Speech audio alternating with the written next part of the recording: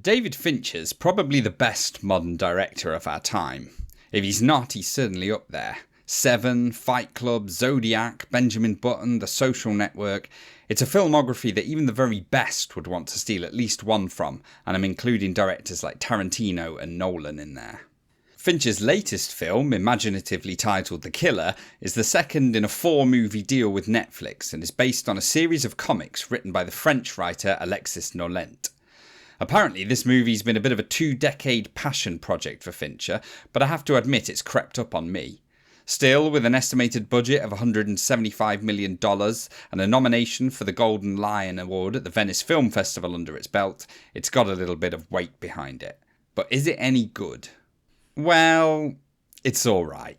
It's a film that seems almost tailor-made for a streaming service, lacking a little bit in ambition, not really saying anything of much that any normal person would be interested in, and while looking as good as any David Fincher movie, lacking that usual zippy back-and-forth dialogue one normally comes to expect from his films.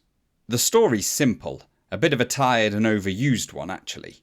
The titular killer, a cold-blooded assassin played by Michael Fassbender, stakes out a posh Parisian hotel room ready to strike on his unsuspecting victim. When the opportunity arises, he fluffs his shot and has to escape in dramatic fashion, racing off on what can only be described as a child's electric scooter through the Paris streets. Making it back to his home in the Dominican Republic, the assassin finds that it's been broken into and his girlfriend savagely attacked by unknown assailants searching for him after his failed kill. Settling her in at the hospital and a little piqued about the whole affair, he sets off on the yellow brick road to find out who's responsible and offer them some payback. Cue a globe-trotting adventure in the vein of a 1960s Bond film, with a sprinkling of Bourne and John Wick on top. But will the assassin discover who's after him before they can find him? And if so, how far will he have to let go of his cold-blooded nature to do so? It's the over-familiarity of the plot that truly holds The Killer back from being a better film. The "you attacked my family member, so I'm going to attack you" thing has been done a million times now. Recently too, in the shape of Taken and its imitators, and the slick John Wick and Oldboy, and I could go on. There's nothing particularly new in The Killer to make it stand out above any of these films. No clever plot twists, no big point to make at the end.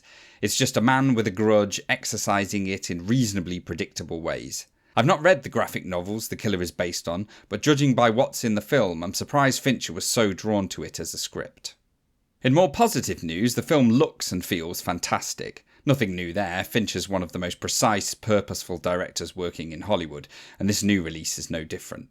It's stylish, slick and ultra-modern. Every shot of the film, every movement is there to reveal character, mood, motivation. You spend nearly the entirety of the first 20 minutes in a single room with Fassbender, but it's not dull in the slightest.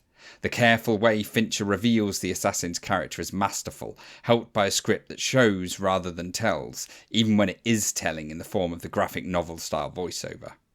It's hard to create an anti-hero that an audience empathises with, especially one as robotic as this, but The Killer does fairly well in this area, using a few classic script-writing techniques to prod the audience along.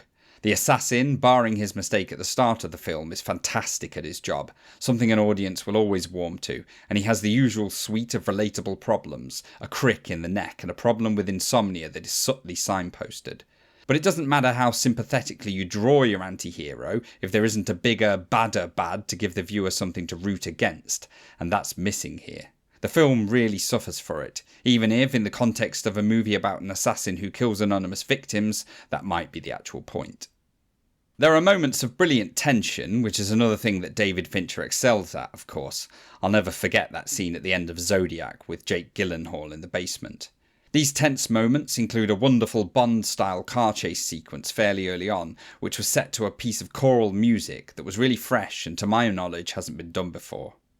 There's a factoid going around, not sure whether it's true or not, that Michael Fassbender made sure not to blink once when he was on camera for this film. I didn't particularly notice this myself, but it does seem like the kind of thing an actor with too much money and too much time on their hands would do. Still, Fassbender does a decent job in The Killer. He's well cast as the steely, single-minded main character, with a wry smile when needed and the physicality to bring the role to life. His voice is also perfect for the film's slow, hypnotic tone. Not sure whether that's a compliment or not. Sorry, Michael. Tilda Swinton appears for a brief, albeit likeable turn too, with her highlight being a classic Fincher one-on-one conversation across a table. If you're laughing behind your screen there, watch his movies again. The table one-on-one is there in The Social Network and with Swinton herself in Benjamin Button, among others. It's the only point in the film where the characters discuss what the movie's actually about. Does the assassin kill because it's his job, or does he kill because he likes killing? For a moment, Swinton makes you care. The rest of the cast are hardly worth mentioning because none of them are in the film for more than a few minutes, including the character our assassin is working towards for the entire film.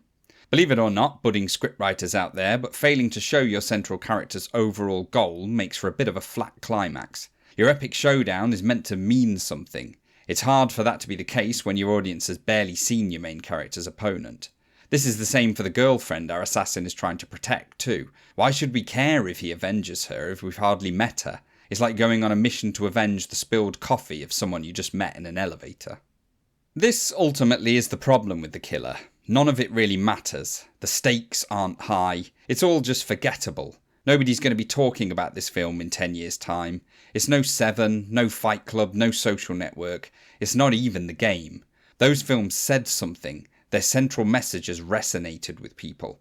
I have a feeling this one's won't. I said at the start of this video that David Fincher's probably the best modern director we have, and he is. Because of that, you'll be able to enjoy this film on a technical level alone. But look at the big picture, and a director is only as good as the scripts they choose. Unfortunately, this one's as tired as a sloth on tranquilizers. I don't think Tarantino or Nolan are going to be pinching The Killer for their collection. Anyway, nothing more to say. This is Movie Maverick, signing out.